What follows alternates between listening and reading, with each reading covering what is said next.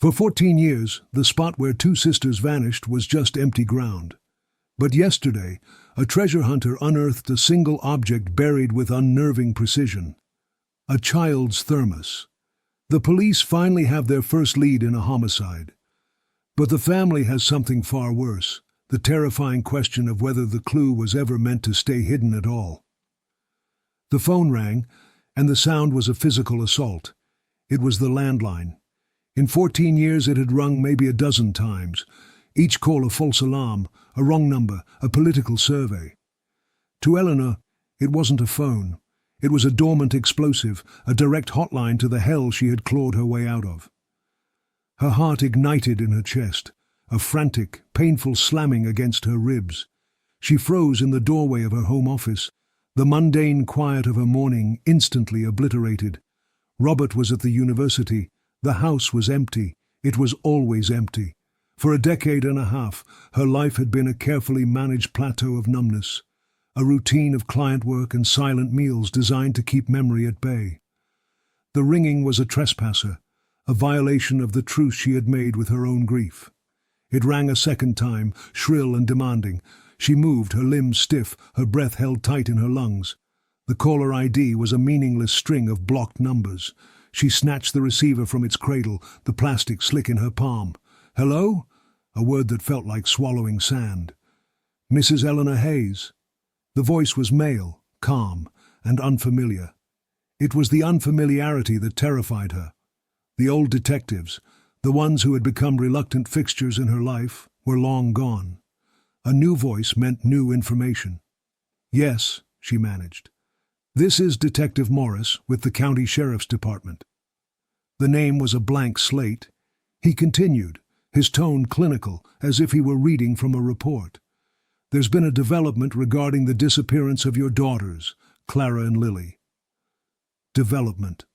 The word was a detonator, the carefully constructed piece of her day, of her year, of her life, shattered into a million pieces.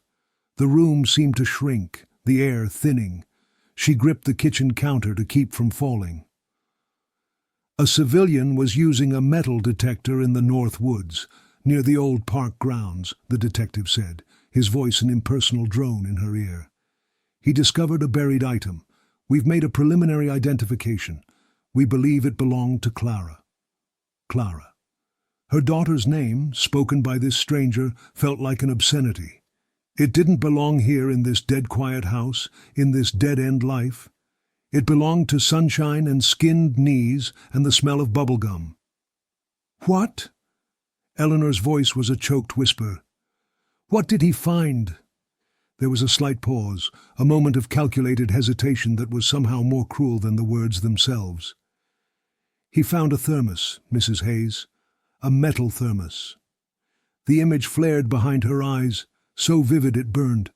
The dent on the side from where she dropped it on the driveway. The ridiculous cartoon squirrel sticker that Clara had insisted was its good luck charm. A piece of her daughter, unearthed from a 14-year grave. A wave of nausea and black toxic hope churned in her stomach. "We need you and your husband to come to the station," Detective Morris said, his voice pulling her back from the abyss. "To make a formal identification. We'll be there." The words were automatic. She hung up the phone, the click of the receiver echoing in the profound silence. For a long moment, she didn't move. She just stared at the wall, her mind a screaming void. The past was not the past. It wasn't dead. It had only been sleeping. And now, it was awake. The room was cold, gray, and smelled of antiseptic. It was a space designed to contain emotion, to keep it from staining the walls. Eleanor sat beside Robert at a small steel table, his hand covering hers, his thumb rubbing small, steady circles against her skin. He was her anchor in the sterile, fluorescent glare of the police station. Detective Morris entered, his face impassive. He carried a large, clear evidence bag and placed it on the table with a quiet finality. Inside, caked with rich, black earth, was the thermos. It was real. The sight of it was a physical blow, knocking the air from her lungs. The squirrel sticker was faded and peeling, its cheerful smile a grotesque mockery. This small, dented object had been with her daughter in her final moments. It had shared her fate, buried in the dark, waiting. It was the first and only clue, the first and only truth she'd had in 14 years. A sob caught in Eleanor's throat, a raw, ragged sound. Robert's grip on her hand tightened. "It's hers," he said, his own voice strained. The door opened again. It wasn't the detective. It was Paul. Her brother's face was a mask of shock and anguish. He ignored Morris, ignored Robert, and came straight to her, pulling her out of her chair and into a fierce, encompassing hug. He felt solid, familiar. He was family. "Ellie, I came as soon as I heard," he murmured, his voice thick with emotion. "I am so sorry." She buried her face in his shoulder, a lifetime of grief pouring out in a single shuddering wave. He was there that day. He had searched with them, his face pale with panic, calling the girls' names until his voice was raw. He understood the unique shape of this hell. He eased her back into her chair, his hands firm on her shoulders. His gaze fell to the bag on the table, and he visibly recoiled, a muscle twitching in his jaw. Then he looked at Detective Morris, his eyes sharp, analytical. "Is that all?" Paul asked, his voice suddenly stripped of its emotional tremor. It was direct, almost clinical. "Was anything else found with it? Any clothing? Anything else?"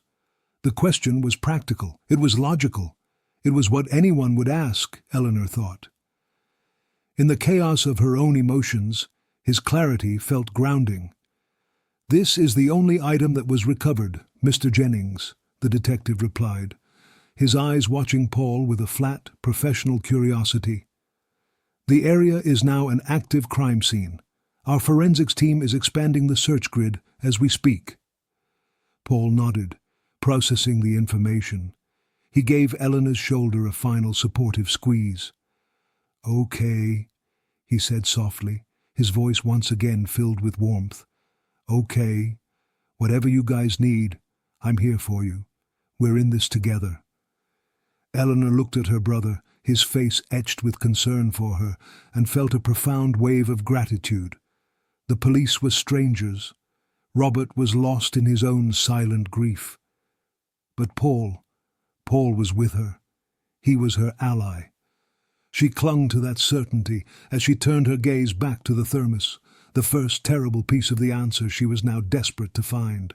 The drive home from the station was a silent, grey blur. The world outside the car windows felt distant, unreal. Life was continuing. People were mowing lawns, carrying groceries, laughing, and the sheer, banal normalcy of it felt like an insult. Eleanor stared blankly at the road. The image of the dirt-caked thermos burned onto the back of her eyelids. Robert finally broke the silence, his voice low and weary. "I'm glad Paul was there.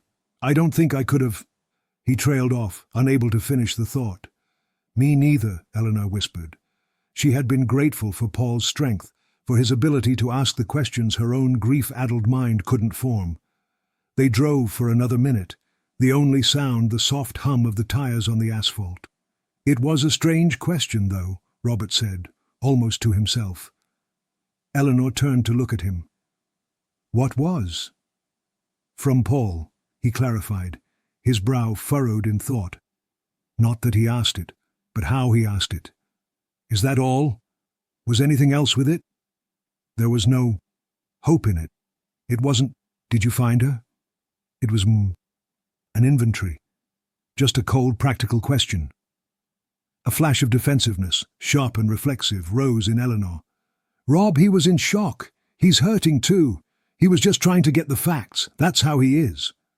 "I know," Robert said quickly, shaking his head as if to dismiss the thought. "You're right.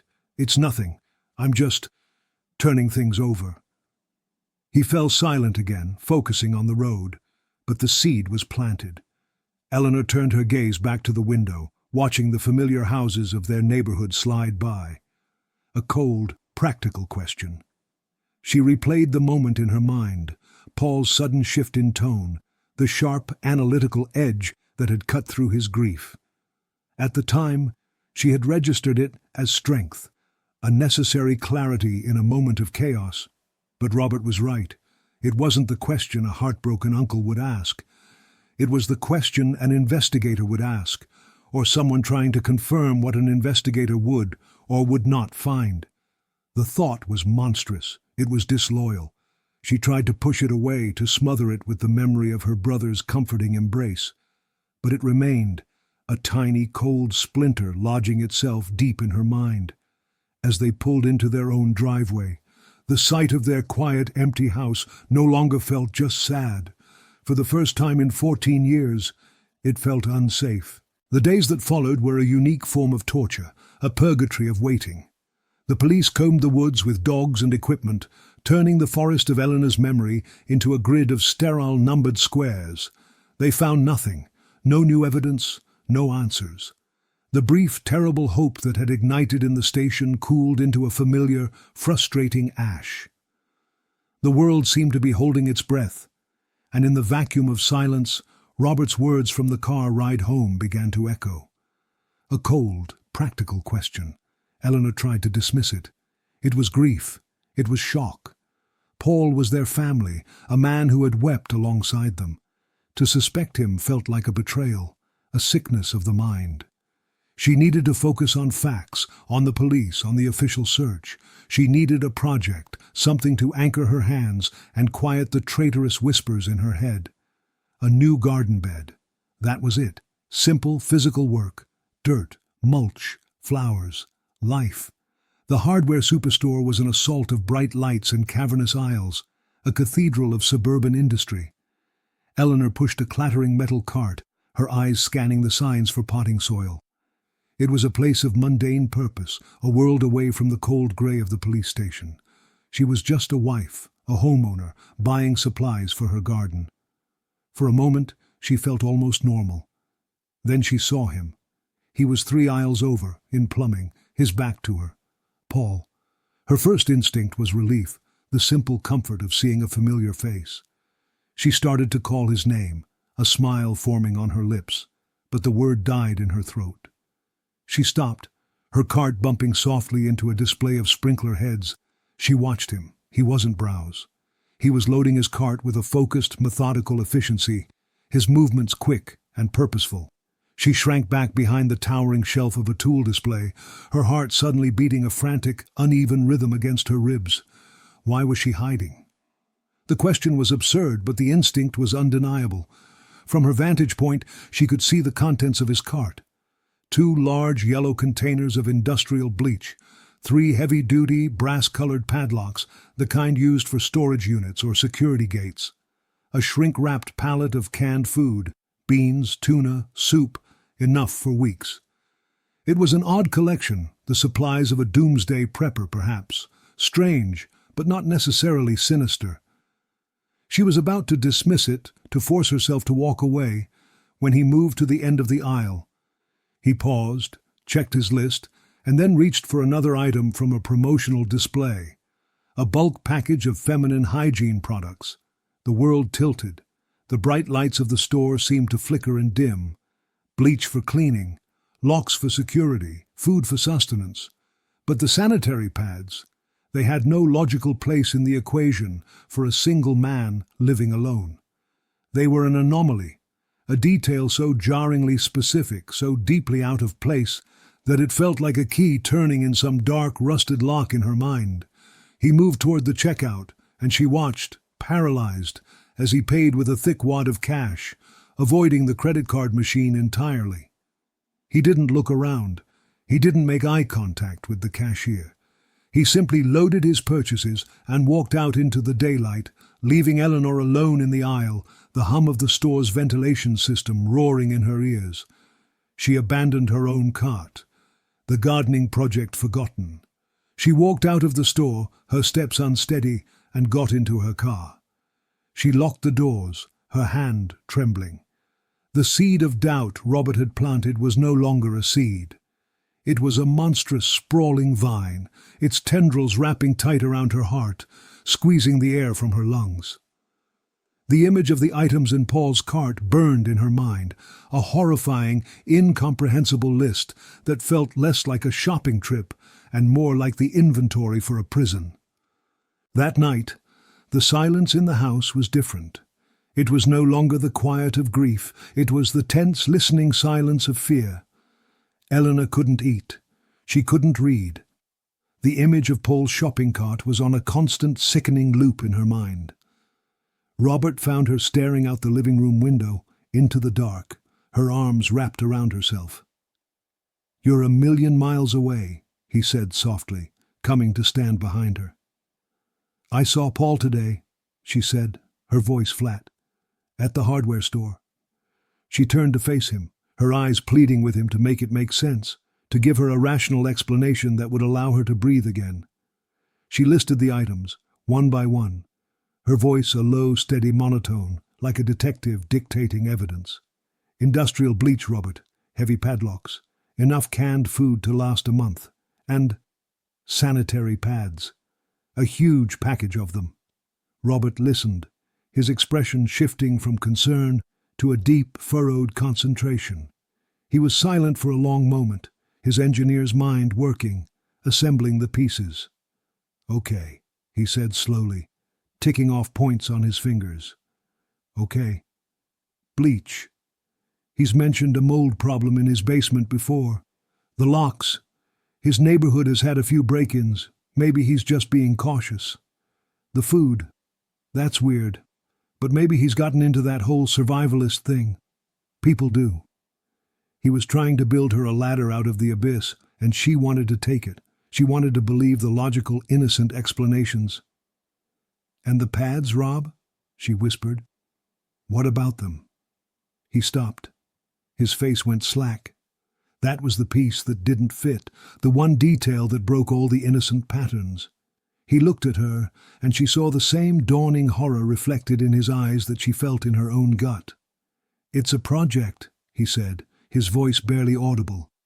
The question he asked at the station, it wasn't about finding Clara, it was an inventory check, and this, he gestured vaguely, as if the shopping cart were in the room with them. "This is a supply run. Bleach, locks, food, provisions. My God, Ellie, it's a list for keeping someone." The words hung in the air between them, monstrous and undeniable.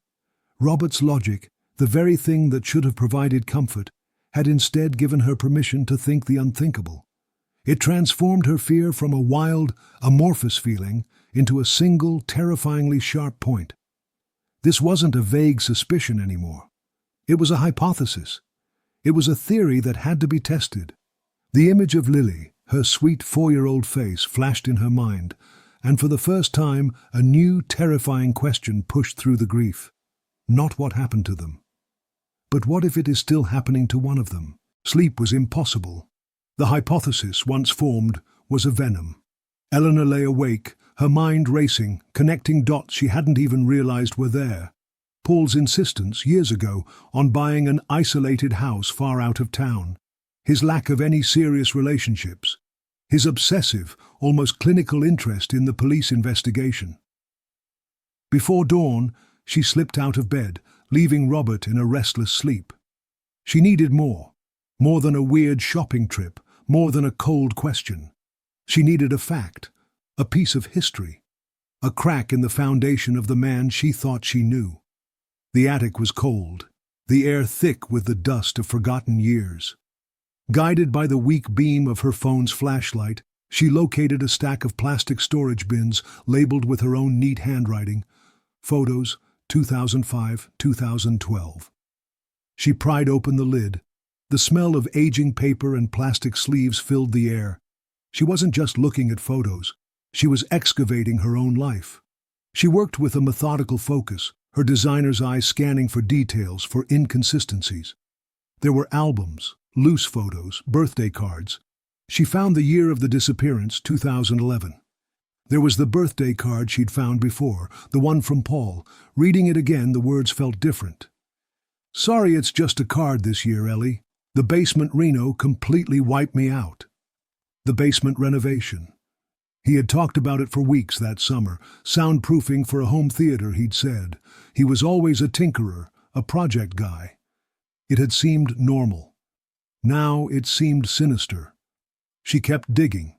She found a photo from a family barbecue just 2 weeks before the picnic. Paul was in the background, laughing, his arm around a cousin, and on his wrist was a watch, a thick, silver diving watch. Eleanor remembered it now. He'd been so proud of it. An expensive, top-of-the-line brand. It didn't make sense. If he'd been completely wiped out by a renovation, where had the money for a luxury watch come from? It was a small thing, a stupid thing, a lie about money from 14 years ago. But it was a lie she could prove. It was a crack, a deliberate deception manufactured during the exact time frame that his basement Reno was taking place, just before her daughters vanished. She sat back on her heels in the dusty cold of the attic, the photo in one hand and the birthday card in the other. Her heart was a slow, heavy drum. This wasn't a feeling anymore. It wasn't a suspicion born of grief. This was a fact, a piece of tangible, documented deceit. And it was all she needed to take the next step. Downstairs, the morning light was beginning to filter through the windows, but the house still felt dark. Eleanor stood in the kitchen, her cell phone feeling impossibly heavy in her hand. Her thumb hovered over Paul's contact photo, a smiling, happy picture from a forgotten Christmas. This was the point of no return. She pressed the screen. The phone began to ring, each pulse a hammer blow against her nerve. "Ellie, hey, what's up?" His voice was warm, cheerful, completely normal. For a heart-stopping second, she almost believed she was wrong, that this was all a monstrous fantasy. "Paul, hi," she said, forcing a lightness into her own voice that felt like a betrayal. "Sorry to call so early. I'm having a weird nostalgia morning going through old photos." "Oh yeah? Find any good ones?" He chuckled. This was it. She took a breath. "I did, actually. I found one from that barbecue at Aunt Carol's the summer the girls, and I saw that watch you were wearing, the silver one. I was just trying to remember the name of it. It was so nice." Dead silence. The line, which had been filled with his easy warmth, was suddenly a void. The silence stretched for 1 second, 2, 3. It was an eternity. She could hear his breathing, a low, controlled hiss. When he finally spoke, the warmth was gone. His voice was flat, cold, and stripped of all familiarity. "Why are you asking me about that, Eleanor?" The switch to her full name was a slap in the face. I just remembered you saying how broke you were from the basement project," she stammered, her carefully constructed pretext crumbling under the weight of his tone. "I was just curious." "It was 14 years ago," he said, his voice dangerously quiet.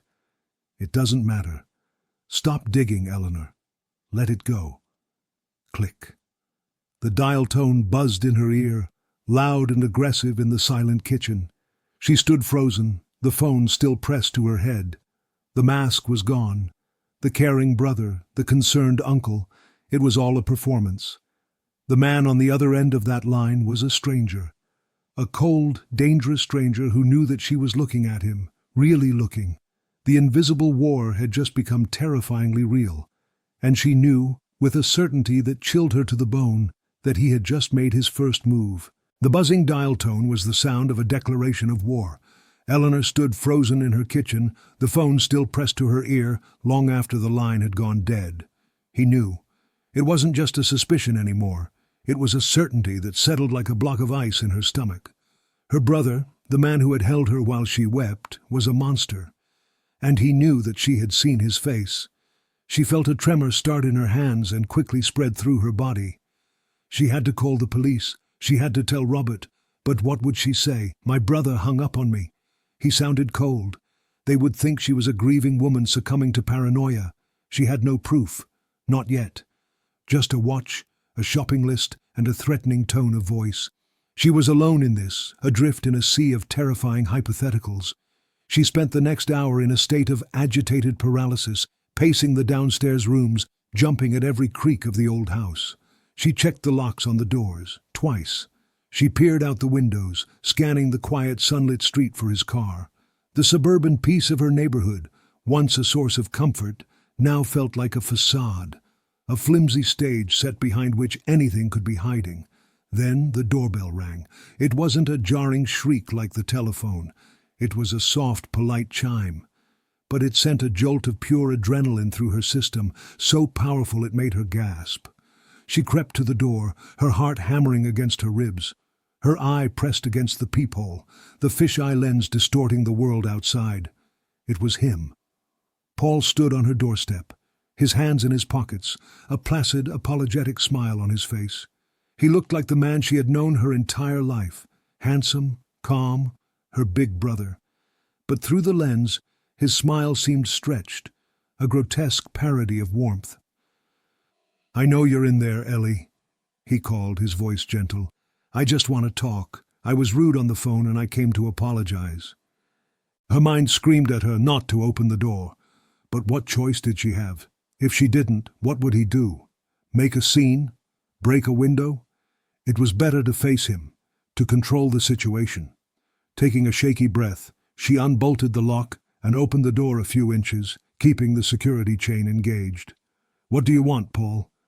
"To apologize," he repeated, his smile unwavering. He looked genuinely remorseful. "I'm under a lot of stress. We all are.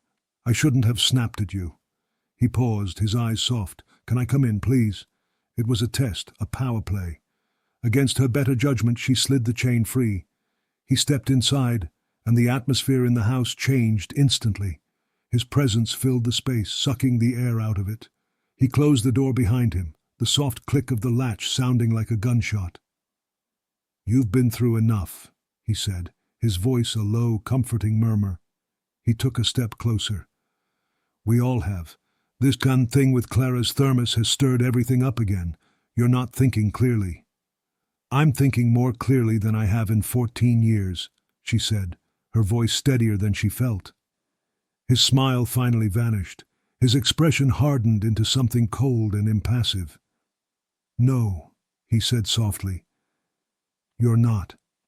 You're letting your grief create fantasies. You're digging into things that have nothing to do with anything. You're going to upset the family, Eleanor. You need to focus on grieving Clara and leave the rest of it alone." He was using her dead daughter as a shield. The calculated cruelty of it sent a flare of rage through her fear. "What is the rest of it, Paul?" He took another step, closing the distance between them. He was no longer her brother. He was an invader in her home. "There is no rest of it," he said, his voice dropping to a near whisper. "And you are going to stop looking for one." He reached out and grabbed her arm. His grip wasn't just firm. It was like iron, a crushing, possessive force that sent a spike of pure terror through her.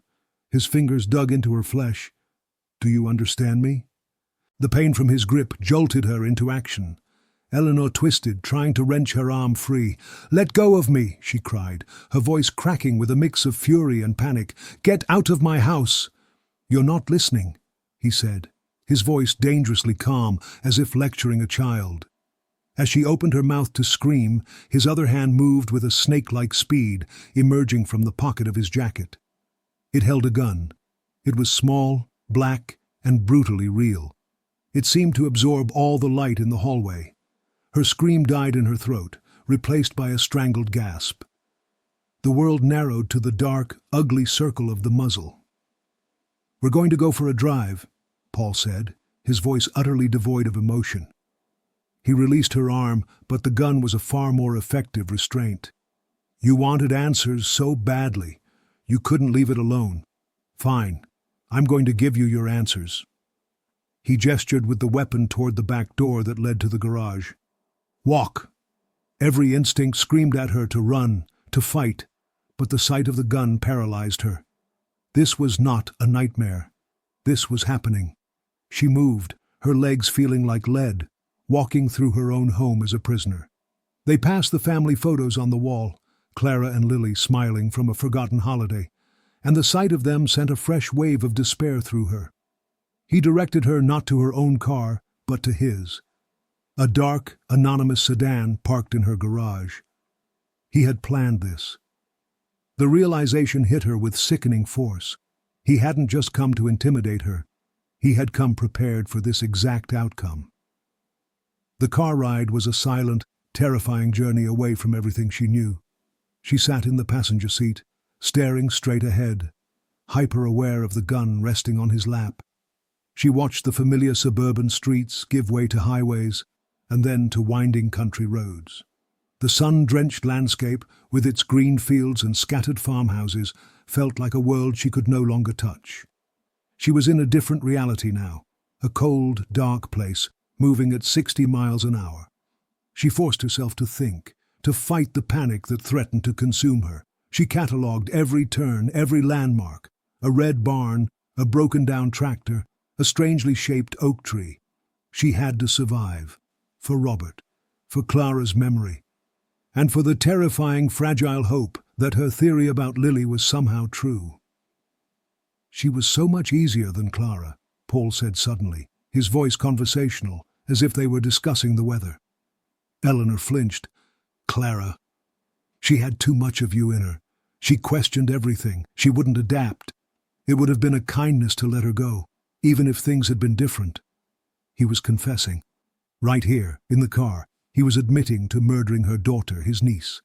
The confession was delivered with such chilling detachment that Eleanor felt a profound, soul-deep cold. She was not in a car with her brother. She was in a cage with a predator, and he was taking her back to his lair. Paul's house was exactly as she remembered it from family gatherings years ago. An unassuming saltbox house on a remote, wooded lot set far back from the road. The lawn was neatly mowed. Flowers bloomed in a window box. The facade of normalcy was absolute and absolutely obscene. He led her from the car, the gun pressed discreetly into the small of her back. He didn't take her to the front door. He guided her around the side of the house to a large, neatly stacked woodpile. With an effort, he pushed the entire structure aside. It was on wheels. Beneath it, set into the concrete foundation, was a heavy, windowless steel door with a large padlock. Her blood ran cold. The padlock's from the hardware store. He produced a key, unlocked it, and pulled the heavy door open, revealing a steep set of concrete stairs descending into darkness. A wave of cool, stale air washed over them, carrying a faint, antiseptic smell. The smell of bleach. "After you," he said. It was a descent into the grave. Each step down the concrete stairs took her further from the sunlit world, further into his secret, suffocating reality. At the bottom was a short hallway, ending in another door, this one thick and padded like the entrance to a recording studio. The soundproofing. He unlocked this one as well and pushed it open. The room was small, clean, and windowless. It contained a cot, a small table and chair, and a shelf of books and canned food. And on the cot, blinking in the sudden light from the hallway, sat a pale, thin young woman with wide, terrified eyes and long, dark hair. Her heart stopped. It was Lily. She was 18 years old, but she looked like a ghost, a fragile, etiolated version of the child she remembered. But it was her. It was Lily, an impossible, miraculous, horrifying truth. "Lily," Eleanor breathed, taking a step forward. The young woman didn't run to her. She didn't cry out. She flinched, scrambling back on the cot until her back was against the wall. Her terrified gaze darted not to Eleanor, but to Paul. She was looking to her captor for safety from her own mother. The sight broke something deep inside Eleanor. "She was the perfect one," Paul said from behind her, a sick pride in his voice. "She adapted. I saved her, Eleanor. I gave her a safe, quiet world, away from all the noise and the danger. I protected her." He stepped into the room, and Lily visibly relaxed. "But you couldn't just leave it alone," he continued, his voice hardening. He raised the gun, no longer pointing it at Eleanor, but at the cowering figure on the cot. "She's a young woman now. She's aged out of the project. And now that you know, she's a liability. You forced my hand. I have to clean the slate. Both of you." In that split second, as Paul's finger tightened on the trigger, Eleanor's terror transformed into a pure, primal rage. She lunged, not at the gun, but at his arm, slamming into him with all her weight, driven by 14 years of grief, and a sudden, savage need to protect the child in front of her. The gun went off, the explosion deafening in the small, soundproofed room. The bullet ricocheted off the concrete wall with a high-pitched scream. Lily shrieked, a thin, terrified sound. Eleanor clawed at Paul, her nails digging into his face, fighting with a ferocity she didn't know she possessed. And then, a new sound cut through the chaos, faint at first, then rapidly growing louder. A sound from the world above, sirens. Paul froze, his head cocked, his eyes wide with disbelief. The sound grew, a wailing chorus that seemed to be coming from right outside the house. He shoved Eleanor away from him, his face a mask of cornered animal panic. His perfect, controlled world was collapsing. Robert had come home to an empty house. Eleanor's car was in the garage, her purse on the counter, her phone unanswered. The memory of their conversation, of the fear in her eyes when she spoke of Paul, had sent a jolt of ice through his veins. He had called Paul. No answer. Without a second's hesitation, he had called 911, his voice tight with panic, telling them his wife was missing and he believed her brother, Paul Jennings, had taken her. He gave them the address. From inside the bunker, the world became a cacophony of muffled sounds, shouting from outside, the crunch of tires on gravel, a voice through a bullhorn, distorted and booming. "Paul Jennings, this is the sheriff's department. You are surrounded. Come out with your hands up." Paul stared at the closed door of the bunker, his face ashen. He was trapped. He looked at Eleanor, then at the weeping girl on the cot. It was over. The end was swift and violent. The heavy steel door at the top of the stairs blew inward with a deafening crash. Heavy footsteps thundered down the stairs. The padded door to the bunker splintered, kicked open by a team of men in tactical gear, their weapons drawn, flashlights cutting through the dim room. "Drop it! Now!" Paul, his face a mask of utter defeat, let the gun clatter to the concrete floor. In seconds he was on the ground, his hands cuffed behind his back. Eleanor scrambled to her feet and rushed toward the cot. "Lily, baby, it's me, it's Mommy." But Lily screamed, a raw, piercing sound of pure terror, and shrank away from her, pressing herself into the corner, her eyes wild. She wasn't looking at her mother, the rescuer. She was looking at the armed men, the intruders who had just taken her protector away. As paramedics and officers flooded the small room, Eleanor stood back, her heart shattering. She was safe. Paul was captured. Lily was alive. She had won. But as she looked at the terrified, traumatized stranger who was her daughter, she was engulfed by the devastating realization that the rescue was only the beginning of a war. She had no idea how to fight. The hospital was another kind of prison, but one of quiet, beeping machines and the antiseptic scent of mandated healing. The frantic, adrenaline-fueled terror of the bunker had been replaced by a slow, crushing ache in Eleanor's chest. She sat in a hard plastic chair beside a hospital bed, watching the young woman who was her daughter. Robert stood by the window, a silent, helpless sentinel, staring out at a world that no longer made sense. Lily was physically safe. The doctors had said so. She was malnourished, vitamin D deficient from a decade and a half without sunlight, but she was, by all medical definitions, alive and unharmed. But the person in the bed was a stranger. She lay perfectly still, her eyes open and fixed on a blank spot on the ceiling. She hadn't spoken a word since they had brought her here. She had flinched away from the nurses, recoiled from the gentle probing of the doctors, and refused all food. When Eleanor had tried to touch her hand, Lily had snatched it away as if burned, her body curling into a tight defensive ball. The rejection was a physical blow, more painful than any injury Paul could have inflicted. Her daughter was here, inches away, but separated from her by an impassable chasm of trauma. She was a ghost in her own life, haunted by the man who had stolen it. Robert finally moved from the window and placed a hand on Eleanor's shoulder. His touch was heavy with a shared, unspeakable sorrow. They had spent 14 years grieving a ghost, only to find her and realize they had to grieve a different kind of loss all over again. They had rescued her body, but her mind, herself, was still captive in that dark, soundproofed room. Eleanor looked at Lily's face, so much like her own, yet so terrifyingly blank, and felt the full, crushing weight of her new role. The detective work was over, the fight was done. Now she was simply a mother, faced with the impossible task of reaching a child who didn't know she was lost. Every instinct screamed at her to hold her daughter, to rock her, to whisper stories of her childhood until she remembered. But she knew that any sudden move, any forced affection, would only drive Lily further away.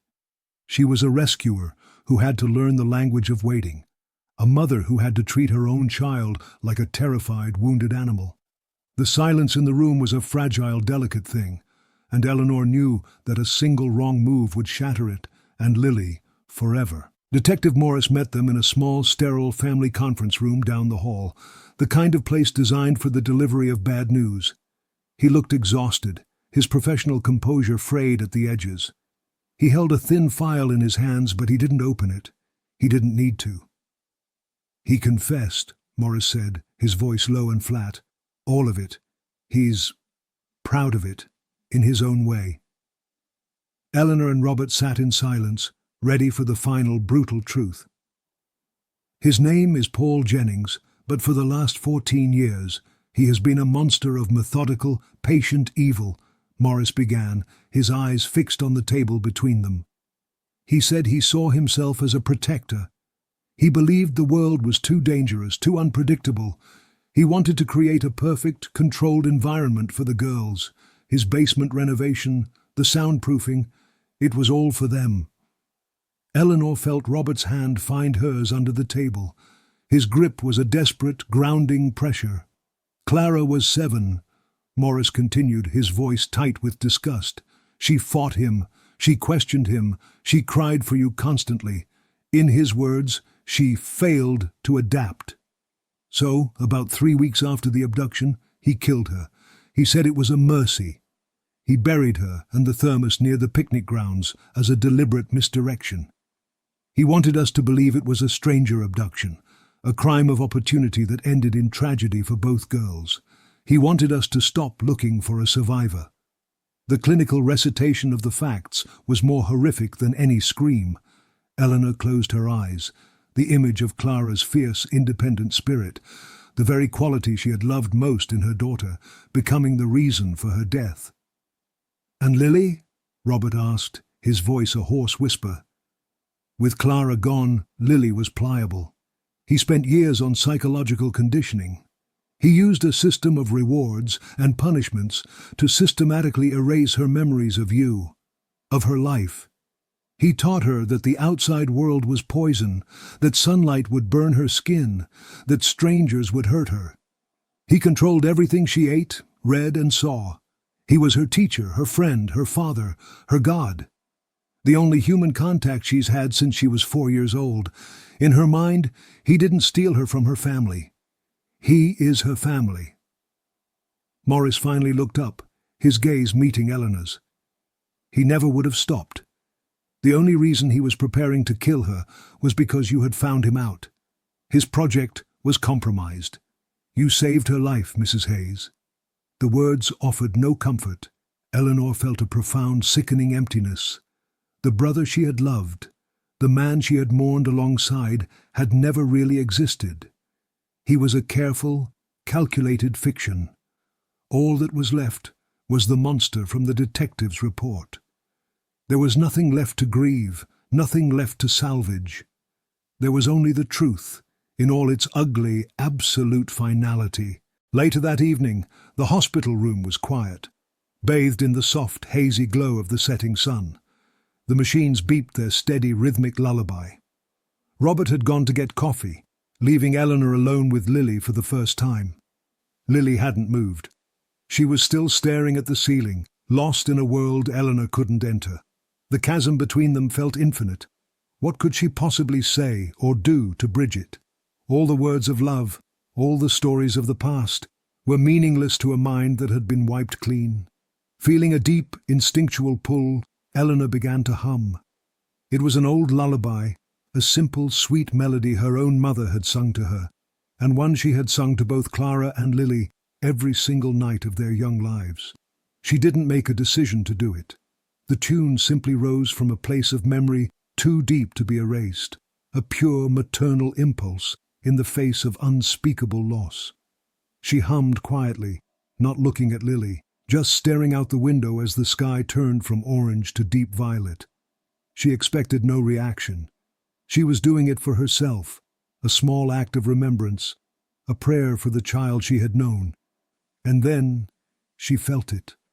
A flicker of movement, a tiny, almost imperceptible pressure against her hand, which rested on the bed beside Lily's. She didn't dare look down. She didn't dare breathe. She just kept humming the simple, familiar tune. Again. The pressure increased, just slightly. Lily's fingers, as light as a moth's wing, twitched, and then weakly, reflexively, squeezed her mother's hand. It wasn't recognition. It wasn't a conscious choice.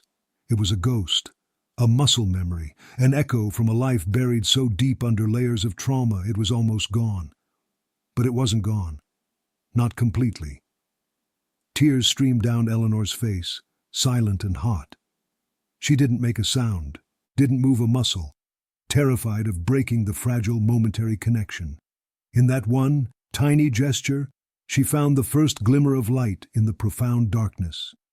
The rescue was over. The fight was over. The long, terrifying journey home had just begun. But for the first time she knew with a weary, resolute certainty that her daughter was still in there, waiting. And she would wait forever to bring her back.